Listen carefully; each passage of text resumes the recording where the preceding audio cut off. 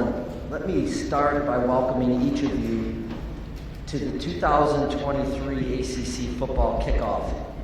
We thank you for coming to Charlotte and for your time and investment in covering the ACC, our membership, and intercollegiate athletics. I also want to recognize ACC Network for its live coverage of our now 3-day event. If there's anything we can help you with throughout the event, please let me or our staff know. Before I share some thoughts about the conference and our tremendous student athletes, I want to pause and remember 3 important members of the ACC family. At the end of last season, we tragically lost Virginia student athletes Lavelle Davis Jr., Devin Chandler, and Deshaun Perry. There are still no words that can fully express our collective grief over this devastating and senseless loss. Our hearts and prayers remain with their families, teammates, and the entire University of Virginia community. And Lavelle, Devin, and Deshaun, you will never be forgotten by your ACC family. It's a privilege to be here and to share the incredible excitement that's happening in the ACC. Let me start by acknowledging the city of Charlotte, our new conference home. Just a few blocks away on the 12th floor of the Legacy Union Building, renovation work will soon be complete and our staff will be moving into this space in the weeks ahead. Since announcing our relocation back in September, there has been a lot of positive energy between the city, the conference, and our membership. We've already held multiple league meetings in Uptown, which simultaneously provided the opportunity for our school leaders to meet with community and business leaders and the many sports teams that call Charlotte home. As we ramp up our presence in Charlotte in the weeks and months ahead, we anticipate strengthening our relationship with the city through meaningful partnerships, including future events and championships. With nearly 90,000 ACC school alumni in the Queen City, our bond is already strong. Running parallel to our office relocation is a new strategic marketing and branding initiative that we began in January. After a thorough process that included not only the conference, but our 15 member schools, we are proud to be partnering with Wasserman and their creative agency Laundry Service. We look forward to the next month when we will launch, in conjunction with our schools, our new forward-facing brand campaign that will be inclusive of television, radio, out-of-home, and digital and social assets. In addition to our focus on our future in Charlotte, we remain in constant communication with Disney and ESPN, as there is no single business partnership in our industry that is valued more than with a conference's media rights holder. And certainly one of the most turbulent times in history for both media and college sports, I and the ACC have never felt better about our relationship than we do today. Our commitment to collaborate on ways to advance the ACC from both a revenue and exposure standpoint has been unwavering. The work that's been done over this past year, particularly in the last 6 months, as the Disney leadership and ESPN has been solidified, has been incredibly important to our partnership.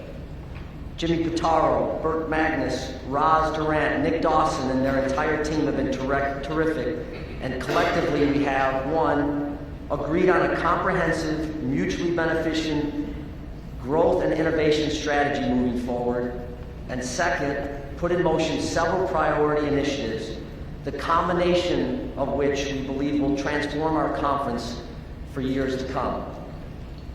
Our schools and fans will immediately benefit from significantly increased ACC football television exposure on ABC and ESPN platforms, elevated production value and innovative creative approaches tied to those ABC broadcasts, a commitment to greater integration of ACC schools across all aspects of the network, production, programming, storytelling, sales, and marketing, in a collective mission to enhance and grow this unique and very valuable shared venture. Meaningful new events and programming led by the debut of the ACC SEC men's and women's basketball challenges exclusively on the ESPN family of networks. Near and longer term initiatives include continued creative approaches across all 28 ACC sponsored sports, especially in football and men's and women's basketball. Significant partnerships on data and technology. Coordinated strategies around the quickly evolving direct-to-consumer marketplace.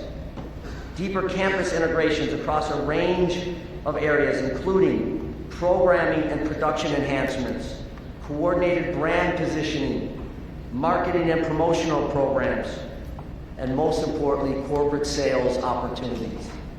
In sum, a comprehensive commitment from the top leadership levels to support our shared goals to innovate, grow, and thrive competitively, holistically, and financially into the next decade and beyond.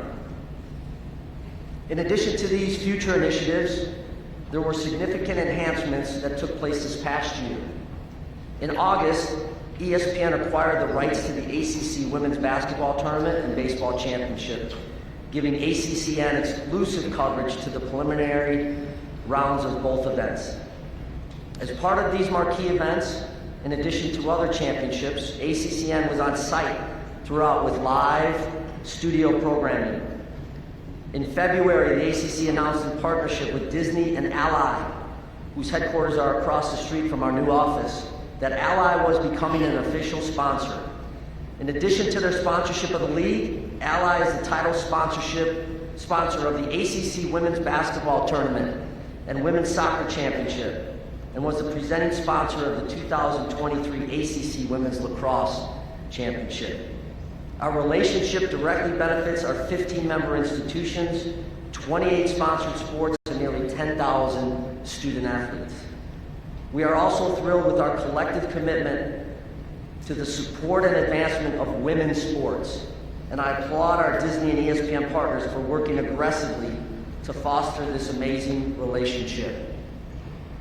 I will share some additional thoughts on television in the upcoming season, but let me first address some timely league and national topics. First, I'm proud that our president and chancellors and our athletic directors continue to have healthy, honest, and direct conversations about working together as we collectively navigate the future. I'm well aware of the narrative and stories surrounding the ACC and our members, as well as the frustrations of some of our schools on our financials. But these are not new. The initiatives I just mentioned, combined with future endeavors, are designed to ensure that the ACC remains a healthy and vibrant conference that competes at the highest level and is capable of winning 9 national titles like this past year, if not more. At the end of May, following an analysis and discussion that took place throughout the past year, the board announced its endorsement of a success incentive initiative that will begin during the 2024-25 academic year. Under this initiative, financial distribution enhancements based on team performances from revenue-generating postseason competition will allow our schools to invest and achieve additional revenue. The working group of presidents and chancellors continue to make progress, and following a full board decision in the future, we'll certainly share more details. While there are legitimate discussions and stories regarding revenue and our membership, it's important that all of us never lose perspective on just what we are doing together. The last 2 years, the ACC leads all conferences and NCAA titles. All 15 schools won an ACC regular season or championship title this past year. Academically, there are no better collection of schools. And our student-athlete experience and support beyond athletics and academics is second to none. The bottom line is that our conference is strong, and I'm extremely bullish about our future together. From a national perspective, our conference continues to be a leader in efforts to find solutions for college athletics' most pressing issues. We remain focused, which includes making frequent trips to Washington, D.C., on working with our representatives to find a national solution to the race to the bottom from state legislators addressing name, image, and likeness. The ACC remains strongly in favor of our student athletes benefiting from the use of their name, image, and likeness. The framework that we continue to advance includes preempting the patchwork of inconsistent state laws through federal legislation is critical to providing clarity for our student athletes and institutions. There's a need to reaffirm that the student-institution relationship is just that. Our athletes are students, not employees. The college athletics enterprise must also be able to enhance and adapt the student-athlete experience without the constant threat of lawsuits that use funds for defense that could otherwise benefit our student-athletes. At the same time, we have been crystal clear about the need to protect our student-athletes from bad actors through agent certification, transparency and consistent disclosure of NIL deals, and continued education of student-athletes around financial literacy and personal branding. We owe this to all our student-athletes. I applaud recent efforts on both sides of the aisle in Congress to work together and address these issues. The ACC continues to fully engage to ensure that this momentum towards a national solution continues. ACC institutions do a great job of providing support for its student athletes, and the protections we seek align with what our student athletes are asking for as well. We remain close to our ACC Student Athlete Advisory Committee, who's here with us today, to make certain we are listening to what's most important to the overwhelming majority of our student athletes. At this time, I'd like to ask our SAC representatives to stand and please be recognized.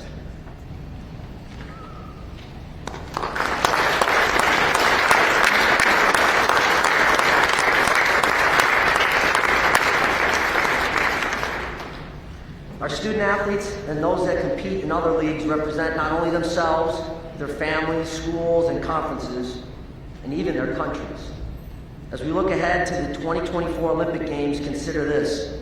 Currently, there are more than 100 current or former ACC athletes from 15 sports trained on U.S. national teams that aim to qualify for the Paris Olympic Games.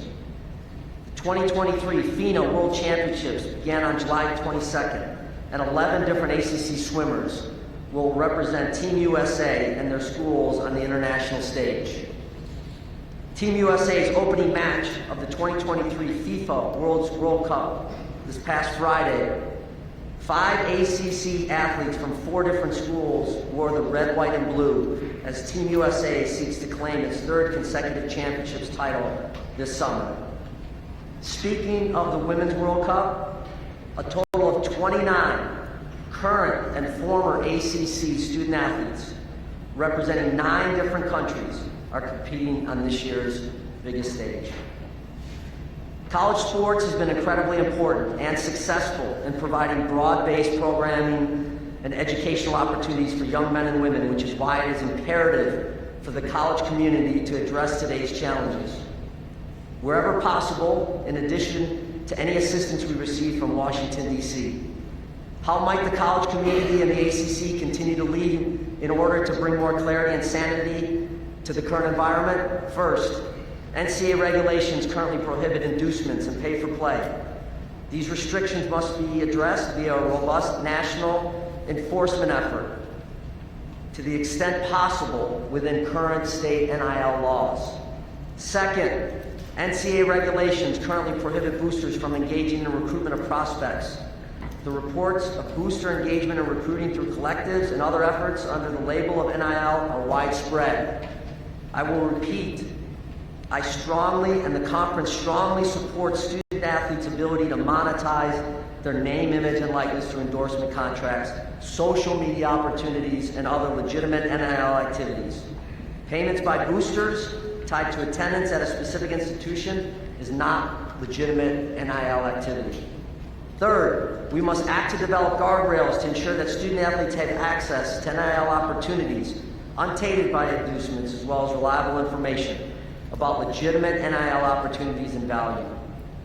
The recent unprecedented transfers of student athletes are tainted by inducements disguised as NIL money. Too many student athletes enter the transfer portal based on rumor or bad advice. only to find they have no place to go. It's the ultimate game of musical chairs. This is detrimental to their education and future. Must stop. We can assist student athletes by providing as much transparency as possible regarding NIL. Fourth, we must also act to ensure that student athletes have access to legitimate representation in the form of certified agents and are making decisions informed by facts, not empty promises made to recruit the athlete. The current opportunities for student athletes are immense, and I will continue to work with others in the college community to protect those opportunities and ensure they are untainted by inducements, bad actors, and false promises. As commissioner, and in unison with the leadership of the league, inclusive of our CEOs, ADs, administrators, and coaches, we will continue to fight for a system that provides access and affordable higher education annually to almost 10,000 ACC student athletes. We will continue to fight for a system that has provided countless opportunities for young men and women to develop the skills necessary to become leaders when they otherwise may not have had access to college. We will fight for a system that provides the opportunity for student athletes to realize their dream of being a professional athlete or representing their country on the biggest international stages. And we will fight for a system that has done so much to advance women's sports in this country, which has even more meaning to me as a father of 5 with a daughter playing collegiate soccer. I've enjoyed collaborating with new NCAA President Charlie Baker, as have our board of directors and athletic directors. There is significant work ahead, and we look forward to being part of the progress and ultimate solutions for the betterment of all student athletes. The college football playoff has been an ongoing storyline, and the ACC continues to be supportive of the expanded playoff. This past year, we led an effort that made significant progress and resolutions surrounding a college football 365-day calendar. This initiative has already led to meaningful changes related to player safety that are reflected in the new playing rules that begin this fall. This includes the clock continuing to run after first downs unless it occurs inside of 2 minutes in either half, which will limit the number of student-athlete contact exposures. Heading into this year, the ACC has placed the second most teams in the CFP. Since the inception of the playoff and over the last decade, the ACC has won the second most football national championships. Before I continue, I do want to take a minute to acknowledge the recent retirement announcement by CFP Executive Director Bill Hancock. Bill is a wonderful friend who has led postseason college football for nearly 2 decades with incredible steadiness. His love for college athletics, and specifically the student athletes, is unwavering, and we look forward to celebrating him and Nikki as they move on to the next chapter. Today we are here to celebrate the ACC and look ahead to the upcoming football season, and we have so much to be proud of as a conference. It was another record-breaking year as our teams combined to capture the most NCAA championships of any conference with a league record 9 national titles. And the 16 NCAA titles over the last 2 academic years are also the most of any conference. In addition, 17 ACC teams joined the conference's 9 NCAA champions by reaching the finals or semifinals in their respective sport, with 7 playing in the national championship game, including an all-ACC contest in women's tennis and men's lacrosse.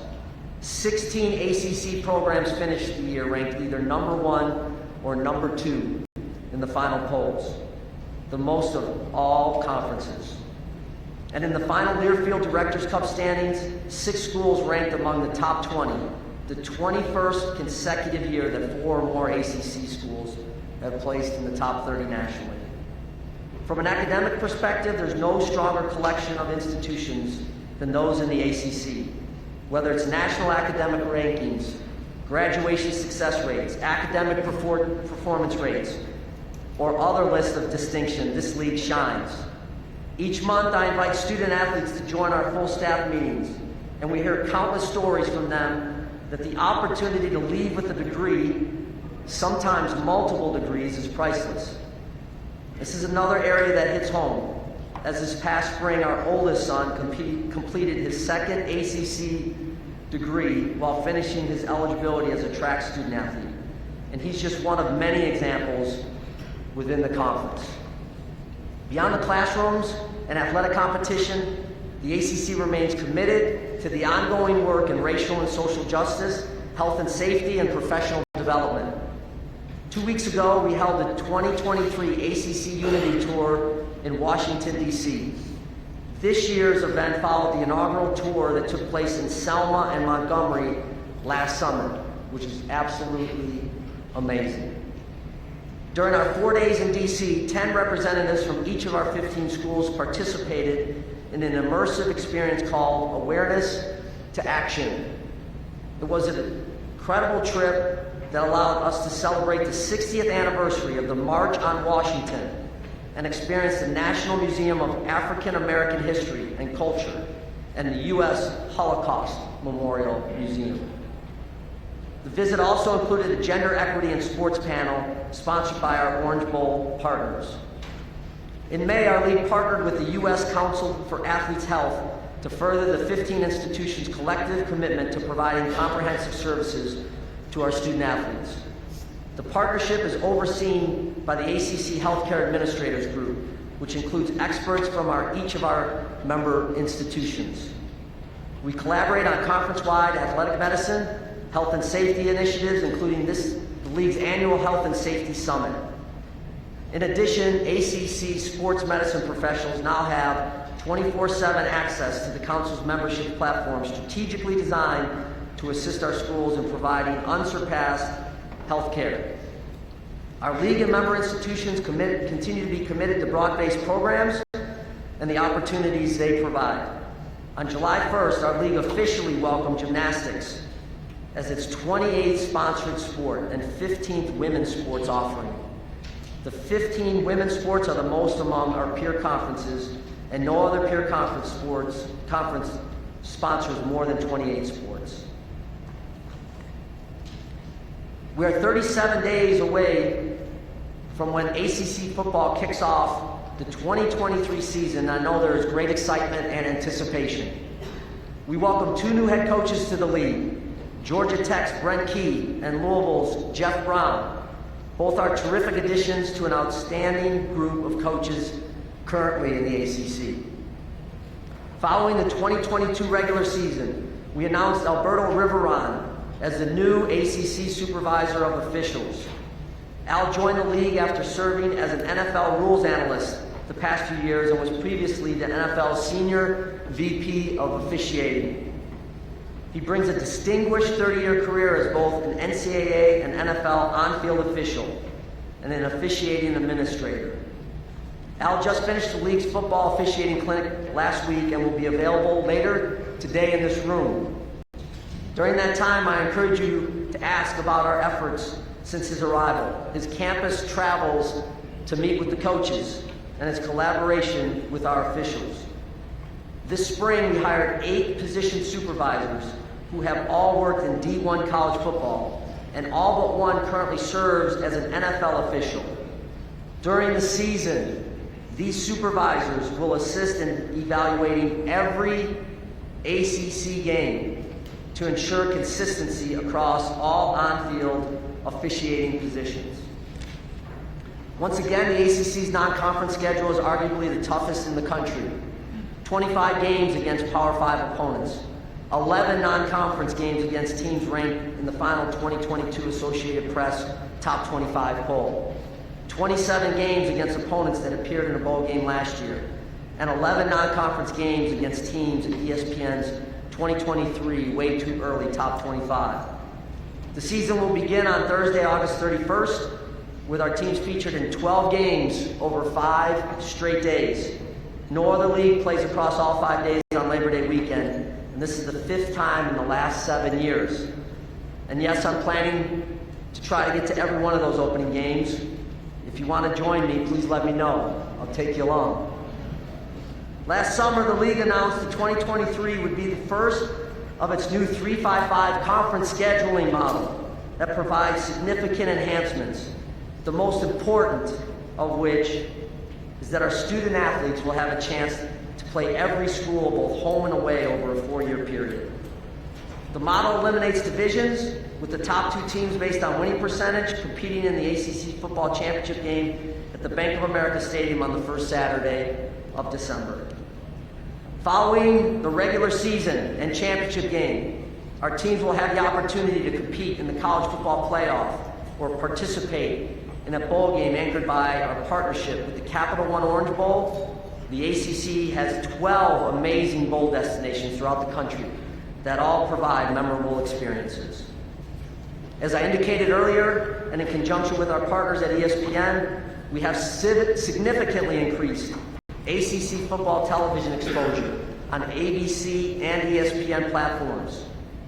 During the first 3 weeks, the ACC has scheduled a pair of games on ABC's Saturday Night Football, as well as 11 appearances on ABC, ESPN, ESPN2. In total, 7 ACC contests are scheduled for national ABC broadcast, and ACC Network will also feature 13 games. In fact, of the 10 full national ABC telecasts, 7 of them feature 7 different institutions. We're also thrilled that ESPN's College Game Day announced yesterday that they will be live from the Queen City on Saturday, September 2nd. College football's premier pregame show will air ahead of the primetime Duke's Mayo Classic featuring North Carolina. In addition to our partners at ESPN, we welcome the CW Network to our lineup of broadcast partners. Beginning this year, the CW will broadcast 13 ACC football games throughout the regular season. Raycom will produce the games, and we are thrilled with the CW's national distribution. Beginning in August, ACC Network will embark on the 3rd annual ACC football road trip. Once again, this initiative will deliver 14 one-hour shows airing in prime time from each of our campuses. Following this forum, I'll invite the ACC Network to come up and make an announcement. There continues to be significant excitement surrounding the future of ACC and its football program. Before I close, and unrelated to the ACC, I do want to briefly address the ongoing matter at Northwestern, as I'm sure some of you have questions. As you are aware, I released a statement last week. This is a very difficult time for the Northwestern community, and my heart goes out to any person who carries the burden of mistreatment or who has been harmed in any way. During my 30-year career in college athletics, my highest priority has always been the health and safety of all student athletes. As you know, with this matter in litigation, I'm unable to share anything more at this time. I'm happy to address your questions about the ACC and the ACC football. So let me turn it over to Amy and we'll get started. Thanks, Commish. We will get to as many questions as we can here this morning. We do have multiple microphone holders placed throughout the room, so if you could make sure I see you, grab my attention. We'll get to as many as we can. Please give us your name and affiliation as soon as you get the mic and ask your questions. We're going to take our first one over here on the right-hand side. Andrea Adelson, ESPN.com. Jim, you've talked a lot about exposure for football with ABC and having more of those windows.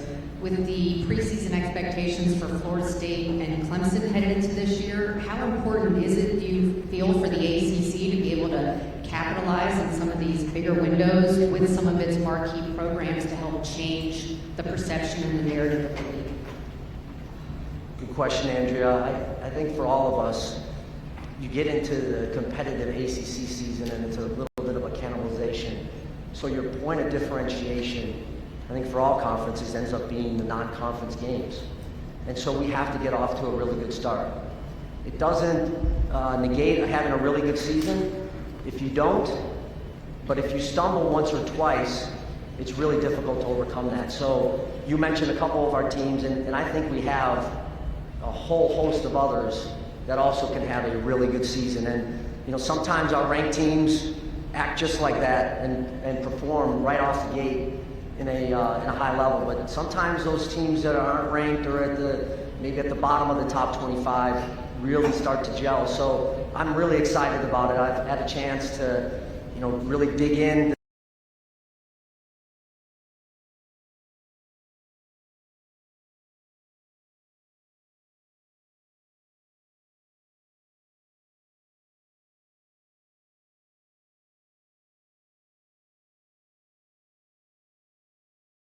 In my remark about the CFP, I just think sometimes it's lost because of whatever narrative's out there. We're second most in titles and appearances in the CFP, and I think that equates in modern day football to having success. We're going to take our second question from here in the middle section, second row.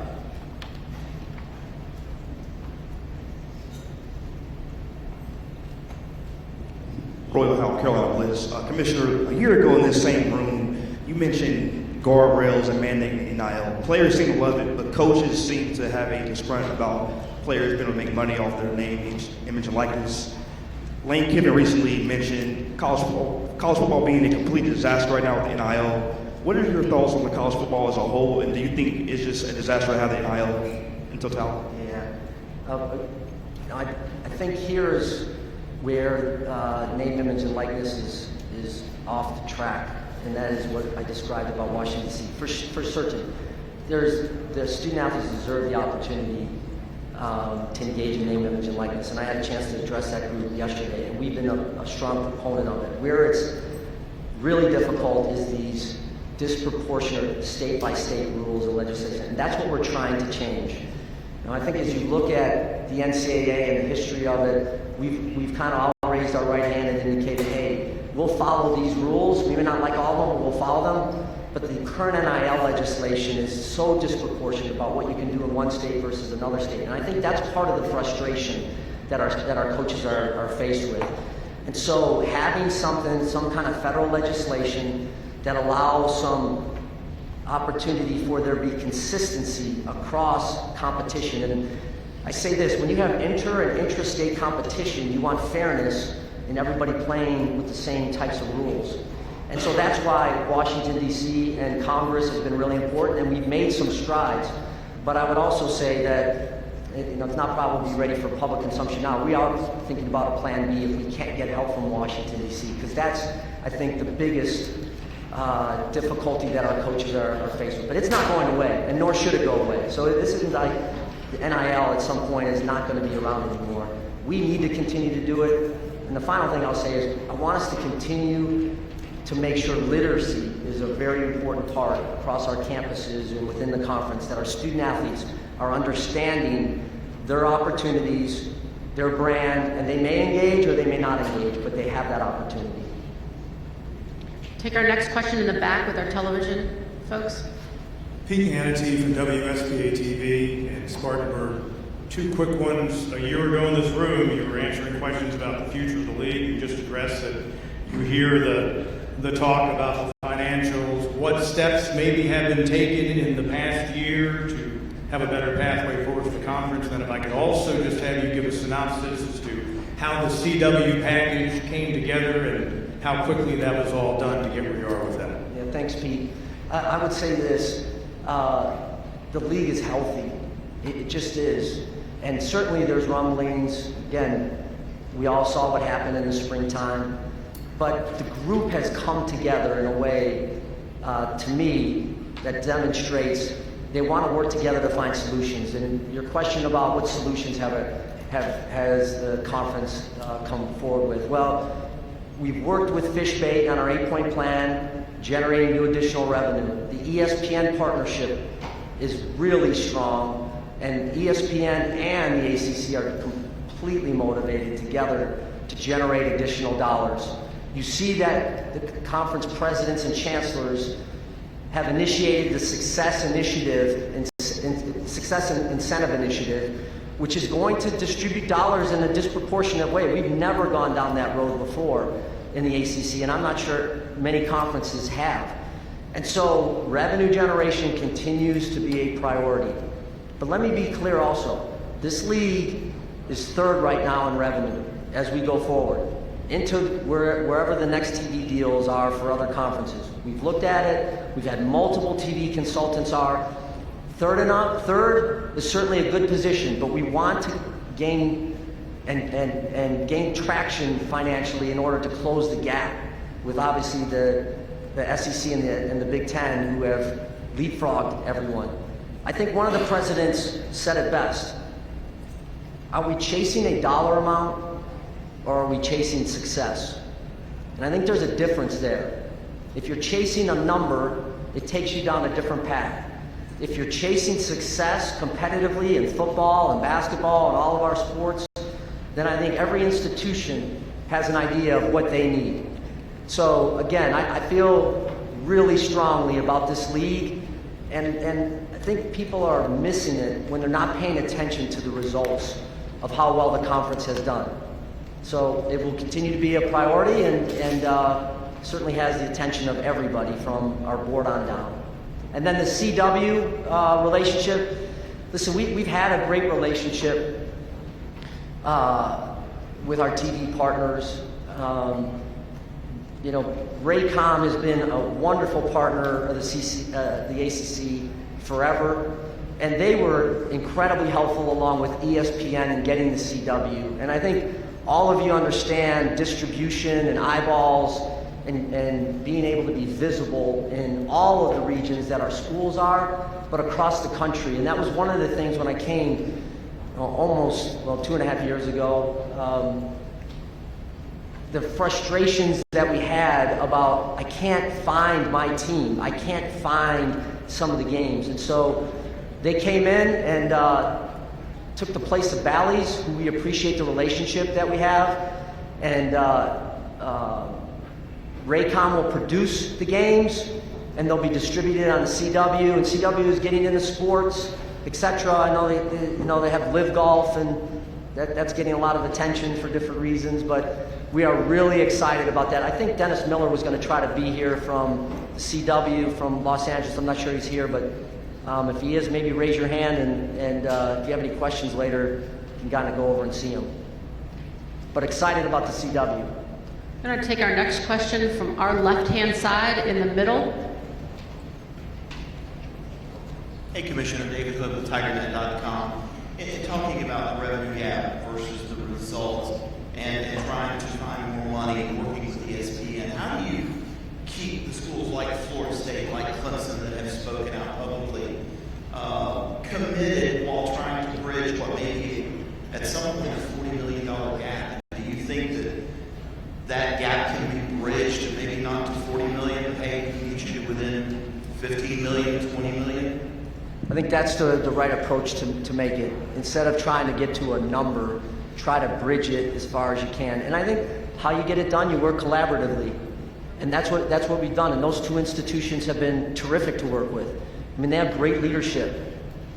Rick McCullough is a wonderful guy. Jim Clemens is a wonderful guy. They love sports. They love their institutions. But I know they also love the ACC and are trying to figure a way through. But it's all of our schools, right? All of our schools are incentivized to make sure that we have as healthy of a financial portfolio as we possibly can. So after the spring, if we wouldn't have had any discussions, or we wouldn't have come out with a success incentive initiative program, I may have felt differently. But the regularity of which the board is meeting now, and the regularity of our ADs meeting, etc., and how good ESPN has been, they understand the volatility that there is.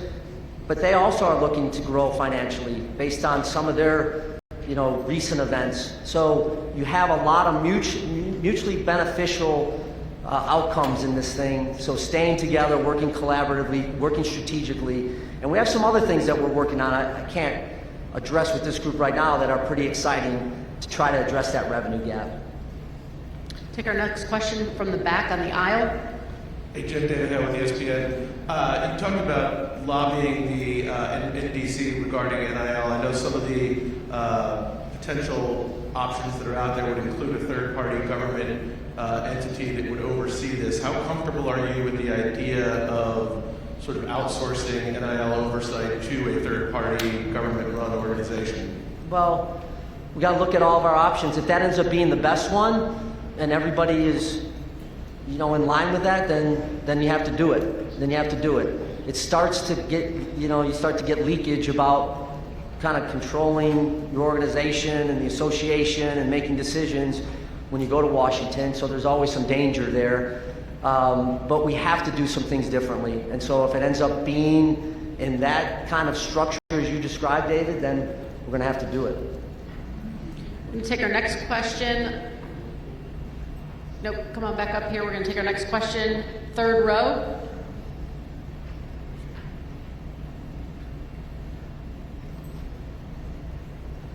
Kenton here is live on ACC.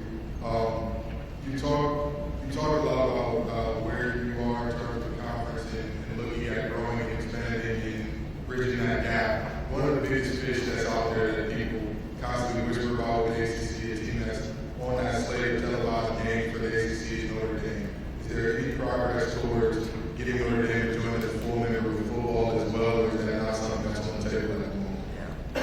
Another really good question. We've had a lot of conversations, let me just put it bluntly, with Notre Dame, and they've been very clear. They value their independence, and I think they feel strongly that that will continue well into the future. If they ever have the desire of joining the conference, they know that we would welcome them with open arms. But I think, I can't speak for Jack right now and Pete in the future or Father John, but I think it's been a healthy relationship both ways for the ACC and for Notre Dame. Their sports, other than football, I think have thrived in the ACC. I think they really enjoy the academic prowess that the ACC brings as well. But they've been pretty clear about their desire to stay independent, so I don't see that changing anytime soon. Next question on the other side of the aisle, midway back. Hey, Jim, Luke DeCock, Raleigh News and Observer. Curious, you mentioned the revenue distribution and all those things. Did kind of having all of that come out at Amelia Island into the open with everybody discussing it change in your mind the sort of mood in the conference about some of this stuff? Was there a tangible change since May in terms of addressing the future of the ACC that you saw? Luke, I really believe it helped us. I do. It was painful to go through. Nobody liked it, but it really started to develop this honesty and candor. Not that it hasn't been an honest group before, but more candor than anything else about, hey, here are the issues we have, or here's what we're concerned about. And I think that's healthy. I think that's healthy in any organization. And you can maybe have it at the coach level or at the AD level, but when it's at the CEO level with our presidents and chancellors, I think that has helped us come together and understand these are some of the things that we have to address. And then, as I mentioned a little bit ago, I think the frequency, Luke, of us now getting together, we meet once a week now, sometimes more, and then, if we don't have anything to go over, we can cancel the meeting, but it's on our CEO's schedule. And even throughout the summer, we've had, to me, more meetings than my first 2 summers with the league by far. I think double, even combined the first 2 years. So they're attentive, they're aware, there's lots of discussion going on. So at the end of the day, I think you turn a tough situation into a positive one. Take our next question from the back on our right-hand side in the aisle. Hey Jim, Matt Baker with the Tampa Bay Times over here. Hey, how are you? You were talking about the patchwork of NIL state laws. What in your mind is kind of the practical impact of that, considering there hasn't been much enforcement of anything so far? I think that's the disappointing part of it, Matt. And I think our league had the most visible one, and I still kind of shrug my shoulder on that. I don't quite understand that, of everything that's going on. At the end of the day, I think we have paralyzed the enforcement staff not intentionally, but with state NIL laws.